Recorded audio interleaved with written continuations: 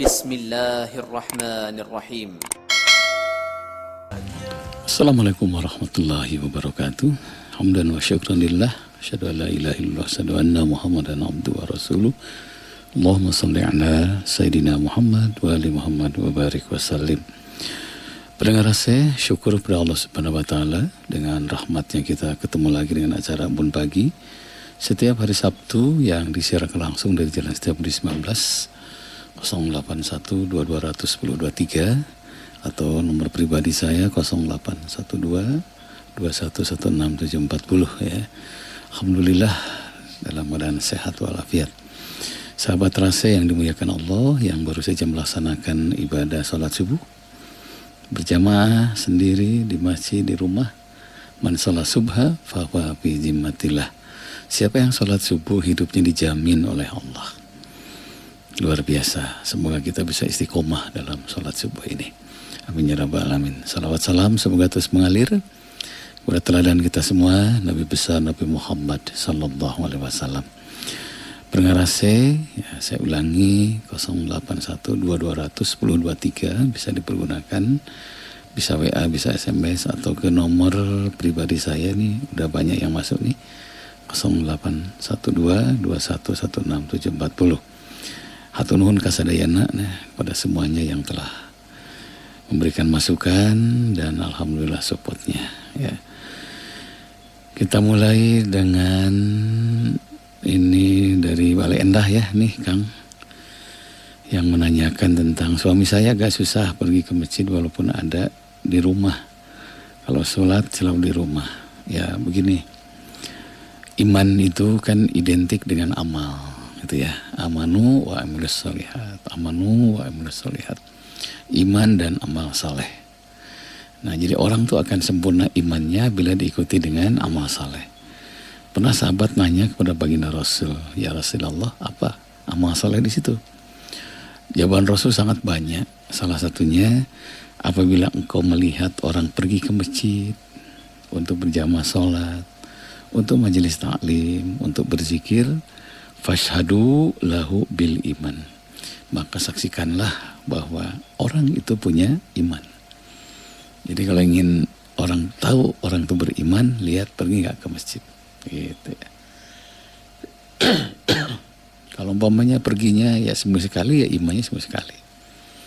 Nah untuk ini ibu sampaikan pelan-pelan, ibu sampaikan ya. Kalau perlu usulkan ke DKM. Nah, umpamanya kita coba program khusus subuh berjamaah, umpama ya, hari Jumat dengan keluarga. Nah, nanti dikirim surat resmi. Karena tidak semua yang tidak ke masjid jelek ya. Bisa saja mungkin lagi ada masalah, atau tidak ada ajakan dari kita, atau tidak kasih contoh oleh kita. Mungkin faktornya sangat banyak. Nah karena itu ibu harus sabar mengajaknya. Karena nasihat itu, ajakan itu tidak cukup satu kali, berulang-ulang. Saya pernah didatangi seorang ya dengan putranya, Ustadz saya mau syukuran di rumah. Saya bilang, kenapa Bu? Alhamdulillah sudah 21 tahun saya rumah tangga, baru kali ini saya lihat suami pergi ke masjid. Alhamdulillah 21 tahun. Hanya kita datang, tidak diceritakan itu syukuran suami pergi ke masjid, tidak ya. Hanya si ibu cerita dengan anaknya bahwa kami nasihati karena nasihat kami dan anak tidak tembus ke suami melalui siapa? Melalui ibu tercintanya. Jadi melalui mertua. Satu saat mertuanya ada di Bandung untuk liburan ya, tidak lama, hanya 4 hari. Saat itulah ibunya terbiasa di kampungnya itu pergi ke masjid. Nah, sebagai tanda hormat kepada ibunya, diantarlah ke masjid. Pas mau pulang, ibunya cerita, kalau kamu sayang sama mama, doakan tiap pada sholat. Tapi kalau kamu ingin diijabah doamu, katanya, doakanlah tiap pada sholat di masjid berjamaah, tiap 5 waktu. Wah itu subhanallah. Kadang hidayah itu begitu ya. At-turuku ilallah ka'anda di anfasil halki. Jalan menuju Allah sangat banyak, sebanyak nafas makhluknya. Jadi jalan menuju hidayah itu sangat banyak. Melalui orang tuanya, ada yang melalui anaknya, ada yang melalui cucunya, karena cucunya ikut TK Al-Quran. Nah kalau kakek sayang sama dede, ke masjid lah, sebagaimana kata Pak Guru dan Bu Guru katanya, selain harus ke masjid. Nah alhamdulillah. Ibu teruskan, didengar tidak didengar, diikuti tidak diikuti, ditaati tidak ditaati, nasihat jalan terus. Karena kita tidak tahu dari nasihat keberapa hidayah itu datang kepada suami.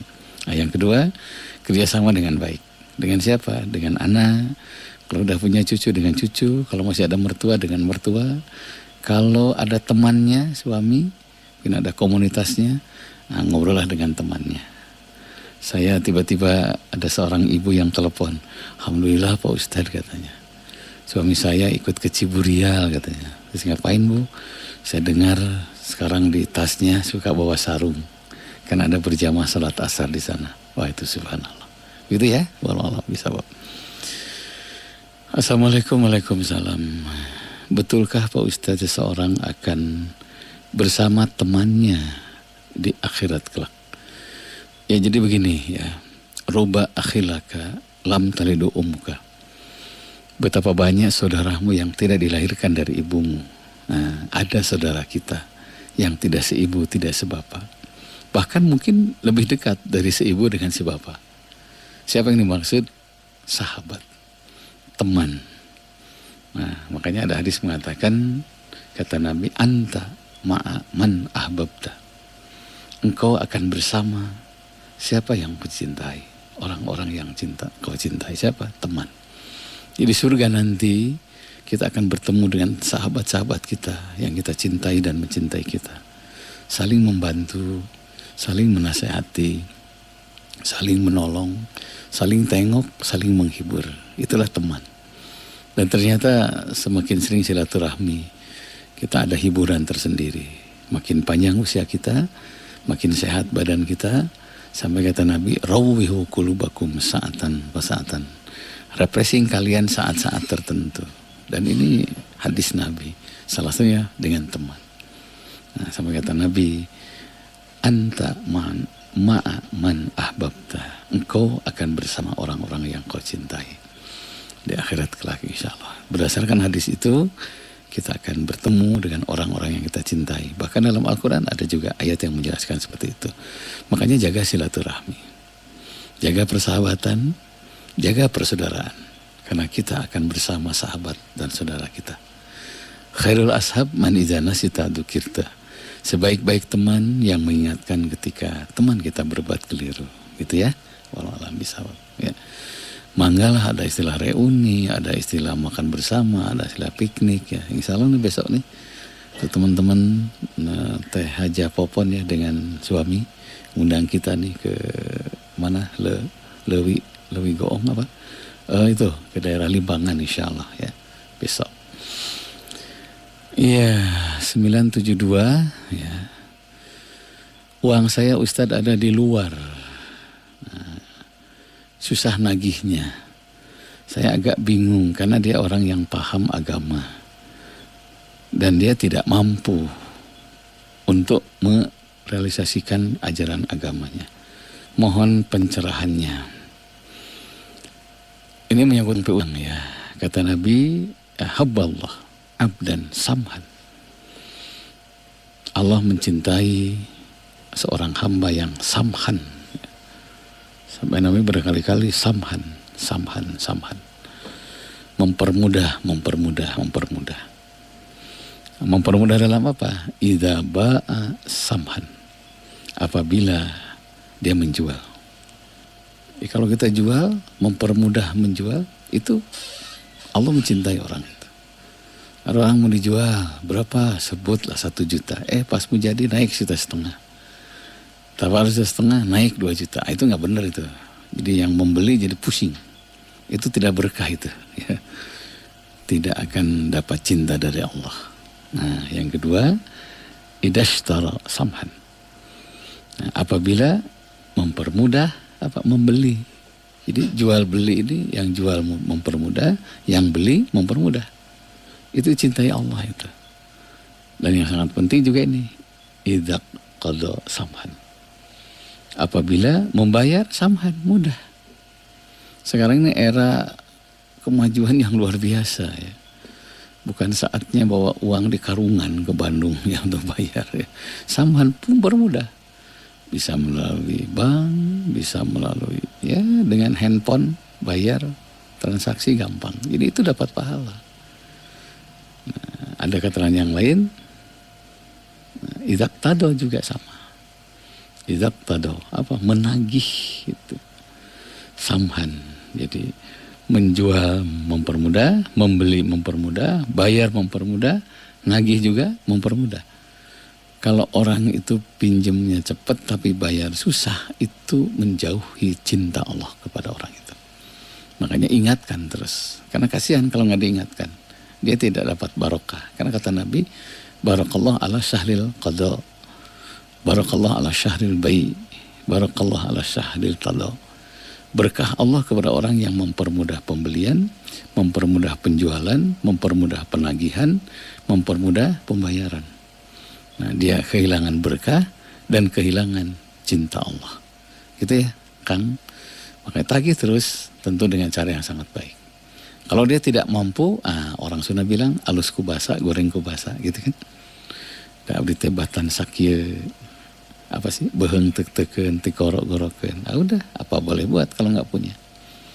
Nah, tapi kalau kita ada rezeki, bebaskan teman itu, wah itu pahalanya besar. Siapa yang membebaskan utang temannya sesuai dengan kemampuan tentunya. Tapi teman juga yang punya utang jangan memanfaatkan. Karena tahu pahalanya dimanfaatkan, jangan. Itu yang sederajat dengan haji kan itu. Ada beberapa keterangan, kalau dia punya utang 100.000, kita bebaskan 100.000 sama dengan haji. Kalau kita bebaskan 50.000 sama dengan umroh gitu kan. Itu besar pahalanya.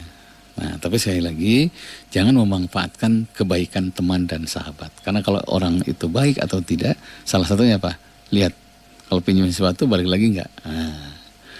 Kalau ingin tahu orang itu baik atau tidak, pinjam sesuatu balik lagi atau tidak. Kalau tidak balik lagi, itu orang kurang baik. Nah, kedua, kalau ingin tahu orang itu baik atau tidak, berangkat sama-sama. Keluar kota, kemana lagi? Umroh apalagi, kita tahu orang ini baik atau tidak, sama-sama pergi. Ada yang senangnya ditraktir terus, tapi nggak pernah naktir, padahal dia mampu taktir. Itu kelihatan orang itu, pinter kodek kata orang itu. Nah gitu ya, walau bisa ingatkan terus. Kalau hadis Nabi, utang piutang itu surat Ali Imran ayat 26-27 ya. Itu rutin dibaca. Asbab ayat itu turun salah satunya ketika baginda Nabi sholat berjamaah dengan para sahabat. Itu ada tempat yang diisi oleh orang lain, biasanya sahabat yang lain. Sudah 2-3 kali Nabi SAW nanya, kemana orang ini? Karena tempat duduknya diisi oleh sahabat yang lain. Nah, semua diam. Kemudian baru ada sahabat yang tahu, ya Rasulullah, dia ditawan oleh tetangganya. Loh, kenapa katanya? Dia punya utang belum bayar katanya. Akhirnya baginda Rasul mengumpulkan uang dari jamaah. Terkumpullah uang, datang kepada sahabat ini, disampaikanlah, ini ada uang untuk membantu bayar utang. Kata sahabat ini, saya nggak akan nerima uang ini ya Rasulullah. Sebelum engkau berikan satu doa, bila saya rutin baca doa itu akan terhindar atau mempermudah pembayaran, mempermudah peminjaman gitu loh. Mempermudah utang piutang. Akhirnya Nabi menganjurkan rutinlah membaca surat Ali Imran 26-27. Qulillahumma malikal mulki tu'til mulka man tasya, dan seterusnya. Saya sudah 25 tahunan lah, alhamdulillah. Tiap habis sholat selalu baca, dan ternyata itu luar biasa. Pinjam gampang, bayar gampang. Nah ini pengamalan yang melahirkan pengalaman, begitu. Ya. Assalamualaikum, waalaikumsalam. Ustadz, saya punya anak. Ya. Asalnya saya seneng aja karena dia dunia anak-anak. Karena dunia anak-anak, handphone juga dunia anak-anak. Tapi belakangan begitu masuk SMP, kelihatan ada situs-situs yang kurang baik. Karena sudah ketagihan, jadi saya agak bingung mencegahnya.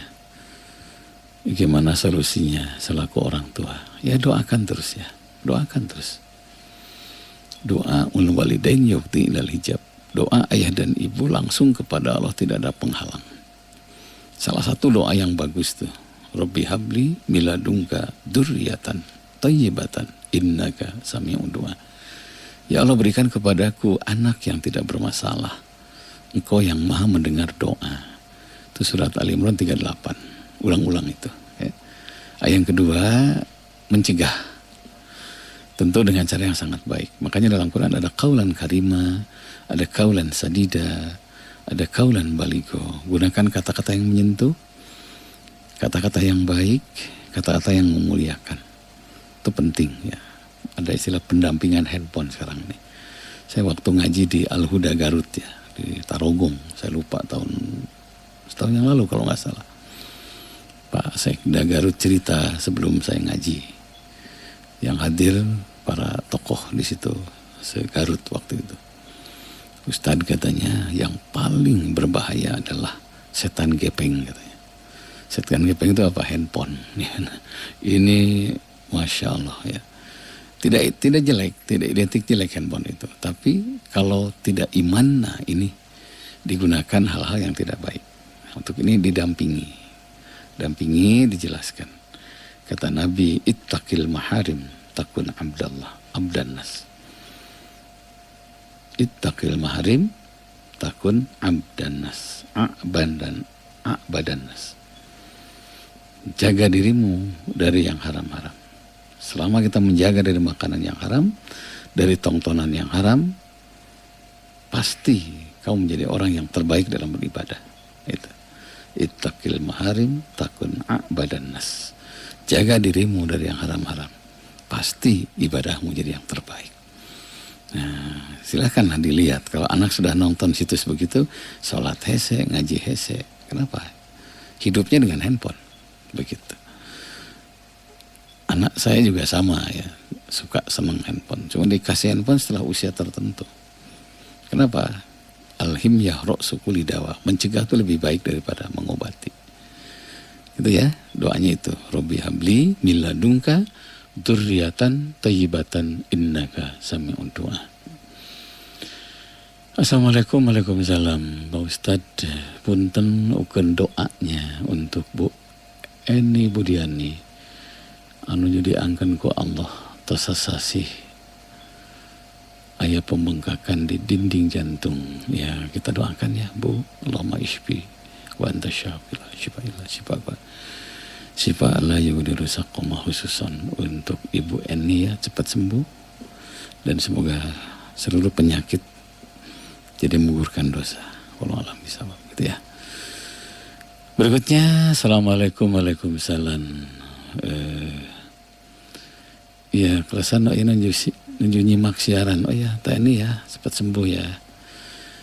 Kalau ingin doa bagus, ada satu surah yang disebut surah Asy-Syifa, yaitu surat Fatihah. Sambil tidak boleh menunggu waktu. Yang diemu teh panyawa terus ya. Kumaha ieu kumaha terus atas tidak boleh menunggu waktu, mengisi waktu. Ada beberapa izin dari Nabi, tuntunan dari Nabi kalau kita sedang mengisi waktu, terutama yang sakit, satu istighfar yang banyak. Nah, kalau istighfar terus, mal lazimal istighfar, siapa yang terus menerus istighfar, ja'alallahu lahu, Allah akan menjadikan baginya min kulli dzikin makhrajan, setiap kesulitan ada jalan keluar, wa min kulli hammin farajan, dan setiap kesedihan ada kemudahan. Wa razaqahu min haitsu la yahtasibu, dan diberi rezeki di luar dugaan. Itu istighfar yang banyak. Kalau ingin yang panjang boleh baca surah Al-Fatihah yang banyak. Bagus digabungkan dengan surat Al-Ikhlas. Gitu ya. Idza fatihatal kitab. Siapa yang baca surat Al-Fatihah wa qul huwallahu ahad dan surat qul huwallahu ahad fa aminta min kulli syai' ilal maut. Engkau akan aman dari segala sesuatu ilal maut, kecuali kematian. Itu ada hadis seperti itu. Gitu ya, TNI cepat sembuh. Mudah-mudahan Allah berikan kesembuhan. Amin ya rabbal alamin. Ya, untuk 131 ini Pak Ustadz Damang. Alhamdulillah. Saya ketemu 20 tahun yang lalu di Padang Arafah. Oh, waktu haji ya. Alhamdulillah. Ya. Alhamdulillah sekarang dengar lagi suaranya, kita sudah berapa lama. Ya saya harus istirahat dulu kemarin ya, karena saya terserang paru-paru basah ya. Karena terlalu banyak keluar subuh. Sekarang diatur waktunya, hanya seminggu sekali siaran. Ya. Karena ini banyak yang usul, ya, alhamdulillah. Bagaimana menyikapi ujian? Saya sedang diuji dengan ibu yang sakit. Dan ibu saya nggak mau di tempat yang lain kecuali di rumah saya. Padahal kakak saya ada 3 orang. Baru di kakak yang lain 3 hari. Di saya bisa 1 minggu. Di tempat yang lain 1 minggu. Di saya bisa 1 bulan. Ini menyikapinya gimana supaya saya ikhlas. 1, yakini bahwa al-faqatu bustul mawahib. Ujian adalah hamparan anugerah. Nah, salah satu ujian ya, yang dicantumkan dalam Al-Quran adalah menghadapi orang tua di masa tua. Memang fisiknya sudah lemah, tapi jangan lupa, itu ladang pahala buat anak-anak. Memang fisiknya sudah lemah, tapi ada yang produktif apa? Doanya. Bahkan tidak salah kalau ada kondisi tertentu, mah doain. AA sedang ini, teteh sedang ini.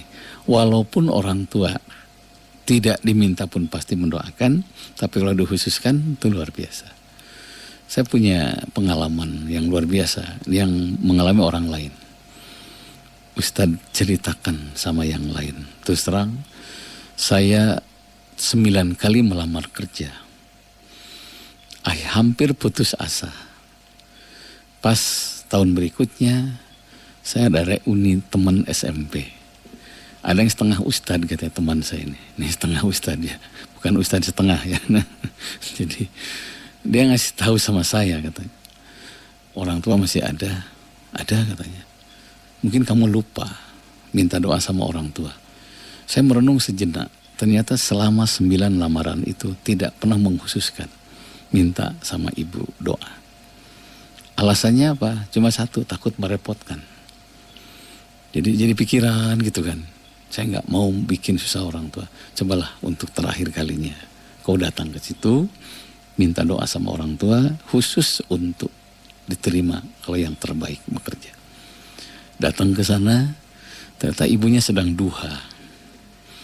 Selesai salat duha, langsung kaget karena anaknya datang nggak biasanya. Duduklah berdua ngobrol. Dia peluk ibunya. Setelah itu ibunya kaget. Ada apa? Mohon doain. Alhamdulillah rumah sudah ada, anak sudah ada, istri sudah ada, salihah. Tapi 1 yang belum, pekerjaan tetap. Kata ibunya sambil meluk, yang penting tetap bekerja katanya. Cuma ingin permanen katanya. Akhirnya ibunya asalnya menghadap ke anak, jadi menghadap kiblat. Apa yang dibaca saya nggak tahu, tapi kelihatannya lidahnya gerak-gerak gitu. Setelah itu berpelukanlah. Mama sudah doain, pulang, kemudian kamu melamar kerja. Alhamdulillah, 3 lamaran kerja, 3-3-nya masuk. Sekarang ada di salah satu BUMN. Inilah pentingnya doa dari orang tua. Makanya kalau orang tua di rumah, apalagi maaf sedang bermasalah secara fisik, bermasalah secara pikirannya terganggu, itu anugerah, hamparan anugerah. Al-faqatu bustul mawahib. Ujian adalah hamparan anugerah. Tentu bila benar menyikapinya. Hindari kata-kata yang menyakiti orang tua. Sampaikan aja, ya Allah, kalau ini hamparan anugerah buat kami, beri kami kesabaran menghadapi orang tua kami. Bila ini ladang pahala buat kami, tanamkan kepada kami kesabaran menghadapi masa tua ibu kami. Tidak salah banyak baca doa. Rabbana afriq alaina sabra wa tsabbit aqdamana wansuna 'alal qaumil kafirin. Itu surah Al-Baqarah ayat 250. Itu doa minta sabar. Rabbana afriq alaina sabra. Ya Allah, tanamkan kepada kami kesabaran. Wasabit aqdamana, teguhkan hati kami. Kuatkan hati kami. Istiqomahkan hati kami. Nah, fangsurna alal qaumil kafirin, dan tolonglah kami dari orang-orang yang kafir. Surah Al-Baqarah ayat ke-250. Begitu ya. Assalamualaikum. Waalaikumsalam. Ustadz, baru saja saya kehilangan sahabat kami yang selalu mengingatkan kami. Kami sudah seperti satu keluarga. Saya jadi ingat terus akan kebaikannya. Dan saya sering mengingatkan anaknya supaya melanjutkan kebaikannya. Bagaimana sikap saya? Ya, al-maut itu. Ya. Kematian adalah pelajaran. Nah, hari ini ditinggalkan teman kita. Besok kita yang meninggalkan teman kita. Hari ini kita mendoakan, besok lusa kita yang didoakan. Nunggu giliran. Dan pasti malaikat tidak akan salah absen ya. Gitu ya. Jadi kalau ingat kematian adalah pelajaran, maka banyaklah berbuat baik. Karena ketika kita berbuat baik, dimanapun berada, kebaikan itulah yang akan langgeng menemani kita di alam kubur. Di rumah berbuat baik, di teman berbuat baik, di kantor berbuat baik, di hadapan sahabat berbuat baik. Besok lusa kita wafat, wa amma mayang paunas payang kusupilar. Orang yang bermanfaat hidupnya akan langgeng, sekalipun sudah ada di perut bumi. Ya, jadilah orang yang bermanfaat. Hindari memanfaatkan orang lain, begitu. Banyak berbuat baik. Kalau ritualnya Kang ya, kalau ingat kematian, babaturan geus maot ya, isuk pagi tau urang umpama. Dilamun boleh, tapi jangan lupa tidak cukup dilamun. Segera tindak lanjuti dengan kebaikan. Yang dekat masjid berjamaah ke masjid. Karena salah satu keutamaan berjamaah salat adalah yarfa'ullah adzabal qabr. Diangkat siksa kubur. Ya. Jadi kalau orang rajin berjamaah salat meninggal dunia, itu tidak ada siksa kubur. Itu jaminan dari Nabi. Nah, jangan sampai rumah dekat masjid tapi tidak tergoda oleh adzan. Padahal umur sakedeung deui, kan itu menyesal. Gitu ya. Karena tiap orang yang meninggal pasti menyesal. Jangan kita yang sedikit amal soleh, yang banyak amal soleh aja menyesal kok. 2 penyesalan ketika wafat. 1, yang berbuat dosa dia akan menyesal kenapa tidak segera meninggalkan dosa. Yang banyak kebaikannya dia akan menyesal kenapa tidak lebih banyak kebaikannya. Begitu ya. Jangan bosan berbuat baik. Kalau ada kesempatan berbuat baik, segera. Karena ada hadis yang mengatakan apabila seorang hamba menangguhkan berbuat baik, ibtalahullah bil hammi, maka tunggulah bencana kesedihan. Gitu ya. Jadi teman kita sudah wafat. Nah, innalillahi wa inna ilaihi raji'un. Setelah itu, motivasi diri kita untuk banyak berbuat baik. Dari 782. Assalamualaikum Ustadz. Waalaikumsalam. Saya sering rutin ziarah ke makom ayah saya. Dan sering bawa anak, kadang-kadang keluarga. Ada teman, ada adik saya yang pulang dari Bandung, tong minang teuing cenah ka kuburan teh bisi musyrik cenah. Saya agak bingung karena saya khawatir kalau dilawan jadi berantem. Gak enak kalau berantem dengan adik gara-gara masalah paham. Gimana menyikapi seperti itu dan benarkah saya sering ziarah kubur? Ya begini, ada ziarah hisyah. Ya. Ziarah hisyah itu kita datang secara fisik ke sana. Man zara qabra abawaihi, siapa yang ziarah ke kuburan kedua orang tuanya, au ahadima atau salah satu di antara keduanya, ghufira lahu. Dimaafkan dosanya, wa kutiba baron dan dicatat termasuk amal kebaikan. Itu hadis itu, ya. Jadi dia maafkan dosa kita, waktu tiba baron dicatat termasuk kebaikan. Jadi ziarah kubur itu untuk siapa? Untuk kita. Dicatat kebaikan kita sebagai kebaikan, diampuni dosa kita. Jadi kalau ada larangan, kita harus jelas larangannya apa. Nah, cuma mesti lurus. Ya, 1, niatkan musyakarah, tanda terima kasih. Karena ziarah kubur itu terima kasih sama almarhum.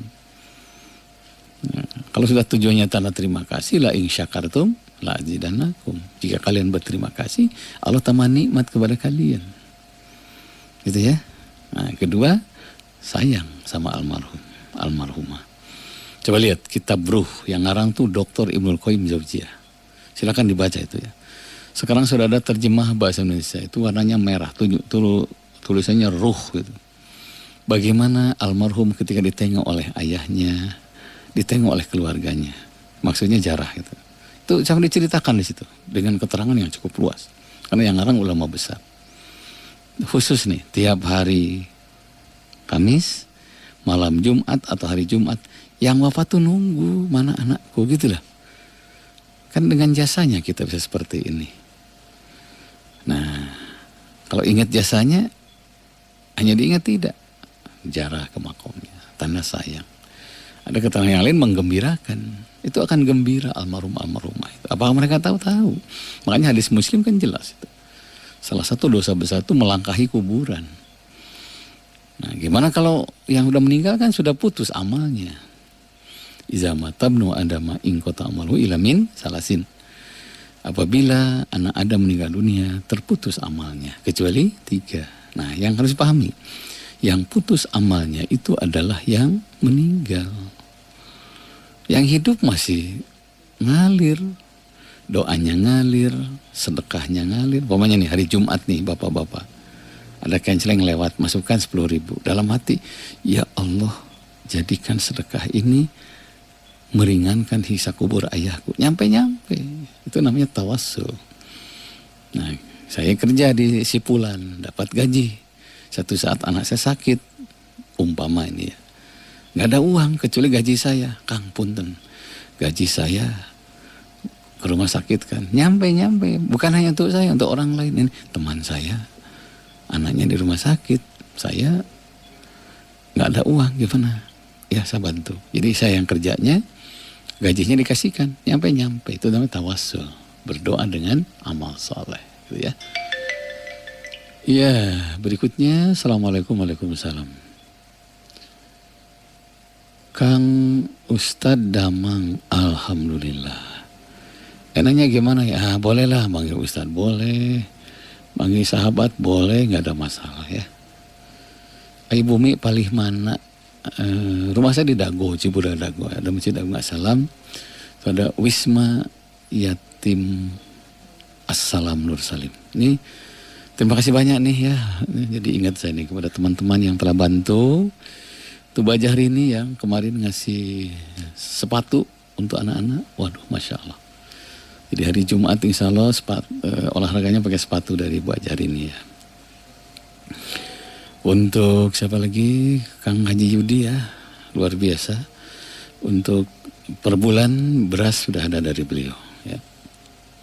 Kemudian untuk keluarga Bu Haja Titin juga yang ngasih makan rutin ya tiap hari Jumat berkah, alhamdulillah ya.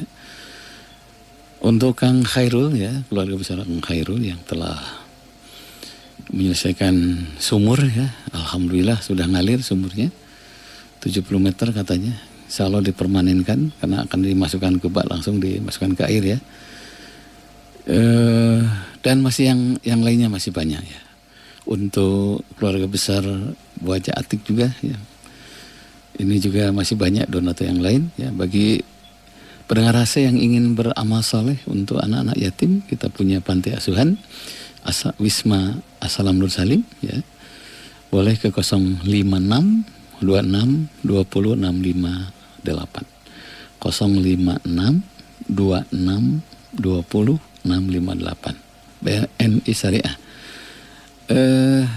Teh Umul juga ya, ini Masya Allah ya, yang rutin tiap bulan. Ini teman SPG saya, luar biasa ya, hatur nuhun teh ya. Mudah-mudahan barokah, amin, amin ya rabbal alamin. Ya, dan yang lainnya tentu tidak sempat saya sebut satu persatu karena banyak yang nggak mau digemar-gemur, karena keikhlasan itu katanya khairul ibadah akhfaha, sebaik-baik ibadah itu yang sembunyi ya, itu. Iya, saya kira ini kita jeda dulu sejenak ya. Jangan kemana-mana, masih acara Bun Pagi melalui 102,3 Ras FM. Kita simak syair lagu berikut ini, insya Allah bermanfaat, membawa nasihat, insya Allah. Alhamdulillah, masih bersama 102,3 Ras FM dalam acara Embun Pagi yang disiarkan langsung dari Jalan Setiabudi 19 8203 839 0812-200-1023 atau ke nomor saya 081 0812 2116740. Terima kasih banyak nih buat teman-teman SMP saya dan SPG yang luar biasa selalu menyimak acara ini. Dari 072 Pak Ustadz, Assalamualaikum. Waalaikumsalam. Saya dari Jamaah Cimahi menanyakan, suami saya cepat marah ya. Kalau dikasih tahu malah tambah marah. Saya sering diam. Benarkah saya diam? Karena kalau saya marah tambah amarahnya. Nah, kalau saya ngomong tambah amarahnya. Ini yang kedua masalah syair lagu ya. Rupanya Kang Dindin juga nyimak ya Sajadah Panjang. Ini luar biasa suara Bimbo ini ya. Kemarin ketemu waktu kemarin ya di Pandawa, alhamdulillah. Begini ya, kalau kita bisa menahan amarah, itu bisa menghalangi ribuan penyesalan. Saya ulang ya, kalau kita bisa menahan amarah, itu akan menghalangi ribuan penyesalan yang akan terjadi. Karena tidak ada yang marah kecuali penyesalan akhirnya. Jangankan sama orang lain, coba satu saat saya, ibu-ibu ya, selaku ibu, selaku ayah, marah ya anak. Itu hati kecil kita itu, nurani kita tuh menjerit, ya Allah saya telah marah ya anak. Maafkan saya. Bahkan bagus kalau satu saat kita marah sama anak. Atau kalau suami marah sama istri, satu saat kita harus bicara. Maafkan tadi bapak marah ya. Kalau ke istri, sampaikan. Kalau ibu marah sama suami, segera minta maaf. Maafkan tadi mama marah. Jangan ditangguhkan. Karena gak enak banget kalau sudah di rumah marah itu. Nah, ibu benar gak menyikapi suami marah diam? Salah satu yang benar adalah diam.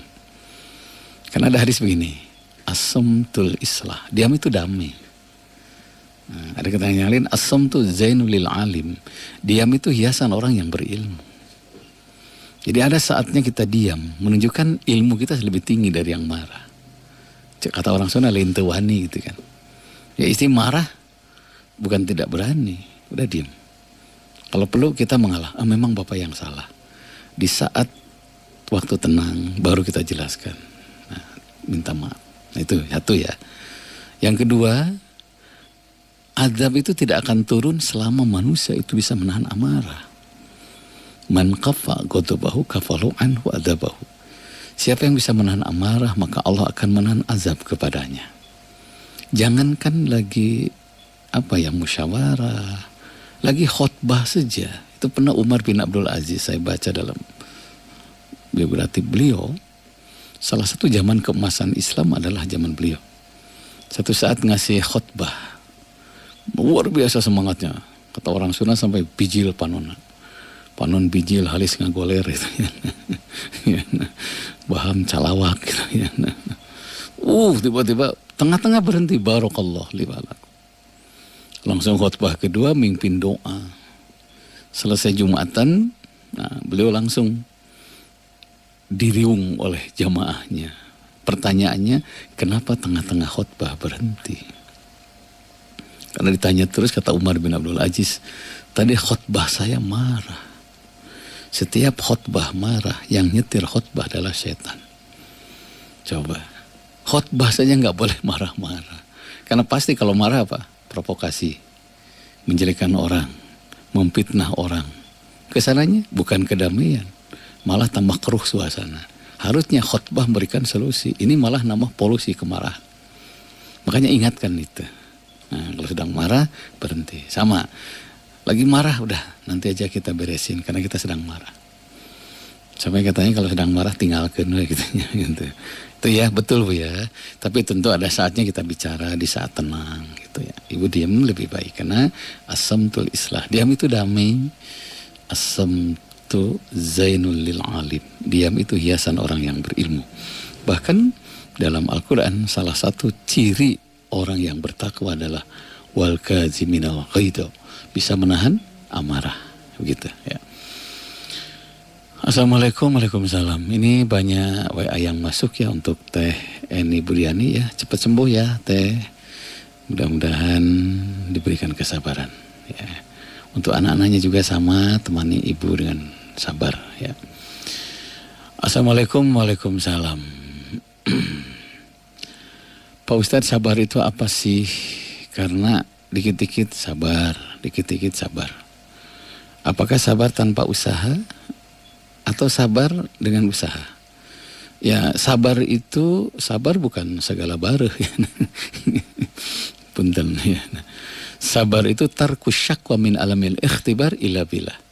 Menghilangkan keluh kesah di saat pedihnya derita kecuali kepada Allah. Jadi aktif ngadu kepada Allah, terus aktif. Jadi ada sabar aktif, ada sabar pasif. Nah, kalau sabar aktif, wa madaufu wa mastakanu, tidak lemah, tidak putus asa, berarti usaha maksimal. Itu sabar. Sabar cari rezeki, berarti harus apa? Cari rezeki. Terus kerja keras, berangkat subuh datang tunuh. Orang tuh tidak sabar kalau dia moyan tiap hari. BNI katanya. Bagian mau tongong gitu ya. Bagian nunggu imah weh terus ya. Nah itu aktif cari kerja terus, itu sabar, namanya sabar aktif. Jangan bekerja, zikir saja ada batasnya. Sayyidina Umar bin Khattab pernah ngusir komunitas orang karena di Madinah itu ada komunitas yang pagi dikir, siang dikir, sore zikir. Kata Sayyidina Umar, keluar kalian semuanya. Zikir ada waktunya, nah, doa ada waktunya. Langit tidak akan menurunkan emas mendadak. Nah, gitu ya. Terus bekerja. Boleh jadi hasil kerja keras kita itu bisa dirasakan 10 tahun ke depan, 15 tahun ke depan, 20 tahun ke depan. Bahkan banyak yang kerja keras, dia tidak menikmati hasil kerjanya, tapi dinikmati oleh anak cucunya. Dan selama dinikmati oleh anak cucunya, dia akan bahagia di alam sana. Gitu ya. Terus bekerja, karena kerja keras itu akan ayyuslihal maisah, mengubah nasib. Itu apa? Sabar. Nah, sakit, sabar. Apa? Cari alternatif untuk sembuh. Nah, saya pernah dengar seseorang ya, harus cuci darah. Sabar, aktif terus cari informasi di Google, teman, sahabat. Hanya ada seorang profesor ya, jangan dulu cuci darah katanya. Coba kamu rebus daun, apa itu? Salah satu daun saya lupa tuh, daun sukun. Nah saya masih ingat tuh, rebus daun sukun ya, 3 hari berturut-turut minum. Dicek ke dokter secara medis, tidak usah cuci darah, sembuh sampai sekarang. Itu Pak, sabar aktif. Nah yang salah itu sabar pasif, cicing we dengan doa atau usaha, itu pasif namanya. Yang dianjurkan dalam Quran itu sabar aktif. Jadi innallaha ma'as-sabirin, Allah bersama orang-orang yang sabar. Sabar yang mana? Yang aktif. Begitu. Kunaon sakit ke dokter, sabar, lepat, enggal ke dokter. Tersembuh cari alternatif lain. Begitu ya. Makanya sakit itu pelajaran, sakit itu adalah ilmu, sakit itu adalah ujian kesetiaan. Kita akan tahu siapa teman setia, siapa anak yang setia ketika kita sakit. Assalamualaikum, waalaikumsalam. Pak Ustadz Damang, alhamdulillah. Sampai saat ini saya sembuh ya, alhamdulillah. Minta apa ini? Ustadz minta pengalaman dari kemarin penyakit. Saya kebetulan paru-paru basah ya. Sembuhnya dengan mengkudu ya, alhamdulillah. Tentu dengan mengkudu dan herbal. Untuk herbal dan teknisnya gimana boleh nanti WA-an dengan nomor pribadi saya ya. Olahraga, saya punya suami olahraga tapi lupa sholat. Gimana ya? Dia sehat Pak Ustadz. Ya ingin sehat lupa orang yang punya sehat, itu keliru itu ya. Makanya gini, atur waktu kapan olahraga, kapan ibadah. Saya ketemu orang, dia atlet yang luar biasa. Sekarang udah meninggal. Wah itu tiada hari tanpa olahraga. Pagi senam, terus fitness segala macam. Ujungnya apa? Terserang kanker.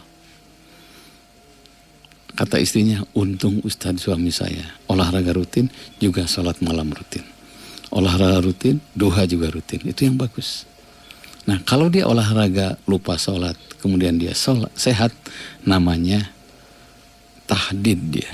Tahdid itu siksa berupa sehat. Karena sehatnya tidak dimanfaatkan. Sehatnya tidak digunakan untuk ibadah. Makanya apa yang kita miliki, yang diberikan oleh Allah, rezeki, itu hakikatnya amanah dari Allah. Sesuaikan dengan yang memberi amanah. Karena bisa jatuh kepada istidraj nanti. Apa itu istidraj? Siksa berupa bergelimanya kekayaan. Maaf, kata siapa? Fir'aun miskin. Maaf, kata siapa? Fir'aun sakit. Saya waktu ke Mesir itu nengok bebengok Fir'aun gitu ya. Astagfirullahaladzim, subhanallah. Kekayaannya itu luar biasa. Karena Fir'aun itu satu-satunya raja yang tidak pernah miskin. Makanya Fir'aun tidak punya kartu BPJS ya. Itu ya, can ayah hari tamunya. Dan tidak pernah sakit. Tapi kenapa ujungnya dilaknat oleh Allah? Karena kekayaannya digunakan untuk maksiat. Kesehatannya digunakan untuk maksiat. Makanya mumpung sehat, jalin silaturahmi. Mumpung sehat, manfaatkan kepada hal yang baik. Mumpung ayah rizki, gunakan untuk nolong orang. Tentu sesuai dengan kemampuan. Begitu ya. Wallahualam bisawab. Kang Pak Ustadz, alhamdulillah saya baru saja mendapat cucu ya, alhamdulillah ya. Ada teman saya juga untuk teh siapa? Teh Lilis, teh Elis juga sama. Teh Samsinan baru dapat cucu juga. Dan teman-teman yang lain ya. Saya terus terang merasa diakui sebagai nenek. Oh iya, baru sadar kau udah tua. Harus sadarlah kalau udah punya cucu kita udah tua ya. Kita sudah menjelang Isya mungkin, menjelang maghrib, bentar lagi gelap ya. Jadi jadikan cucu itu memotivasi kita untuk beramal saleh. Nah, cuma udah mulai katanya karena anak saya kerja. Cucu dititipkan sama saya. Saya terus terang ini ingin tahu fadilahnya apa ya. Jadi begini ya, wallahualam bisawab ya. Dalam satu hadis Nabi SAW mengatakan begini. Kalau kalian jalan-jalan di surga katanya, 2, cari 1 riyadul jannah, taman-taman surga. Yang kedua, cari namanya darul farah. Nah, 1 riyadul jannah, kedua darul farah. Darul farah itu tempat yang semuanya tidak ada yang sedih, gembira semua. Ya Rasulullah, untuk siapa nih riyadul jannah itu? Orang yang semangat mencari ilmu. Itu kalau sudah cari ilmu harus semangat. Karena makin banyak ilmu yang kita miliki, makin banyak cari ilmu, makin sadar akan kelemahan kita. Ketika kita cari ilmu, siapapun ustadznya, siapapun gurunya, kita harus siap jadi gelas yang kosong. Jangan merasa penuh terus. Dulu ke Jakarta hanya lewat puncak terus, ngapain ke Cipularang gitu kan. Nah, makin sering cari ilmu, makin tahu kelemahan kita. Dan surganya namanya riyadul jannah. Nah, kalau darul farah, tempat yang selalu menggembirakan untuk siapa? Kakek dan nenek yang suka ngasuh cucunya dengan tulus ikhlas. Gitu ya. Ibu gendong, ibu suapin, ibu maaf mandiin, ibu geyong. Itu pahala. Makanya harus tulus ikhlas. Jadilah nenek yang baik, jadilah kakek yang baik. Insya Allah itu ladang pahala. Begitu ya. Apalagi cucu kan kalau lagi lucu-lucunya bisa menghilangkan stres ya. Siapa? Teh Lela dan teman-teman yang lain ya. Cucu itu bisa menghilangkan stres. Kalau baru 1 ya. Geus loba mah liar oge. Walau alam bisa. Begitu ya. Berikutnya, Assalamualaikum, Waalaikumsalam. Saya kemarin berkurban Pak Ustadz dan alhamdulillah saya baru pertama kali nyembelih hewan kurban sendiri.